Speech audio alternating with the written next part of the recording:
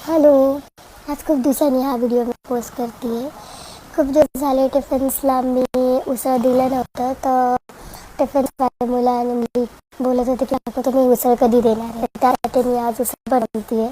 उसळ बनवण्यासाठी मी जे आहे कांदा, टमॅटो, लसूण आणि अद्रक जे आहे त्याला तेलमध्ये मी भाजून घेतलेला आहे. त्यानंतर त्या मसाल्याला मी मिक्सरमध्ये ग्राइंड करून एका कढईमध्ये तेल टाकलं आणि तो मसाला जो आहे पूर्णपणे शिजायला ठेवला. तर इथे मसाला खूप झालेला आहे, तर त्याला आपण पूर्णपणे शिजवून घेणार आणि जेवढं लागतं तेवढं ठेवणार आणि बाकीचं फ्रीजमध्ये ठेवणार आहे.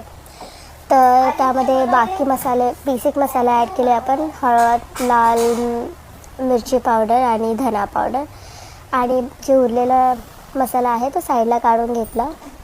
आता या मसाल्यामध्ये आपण उसळ टाकणार आहे आणि पाणी ॲड करणार आहे, जे ऑलरेडी उसळसोबत पाणी होतं तेच. त्याने टेस्ट चांगली येते.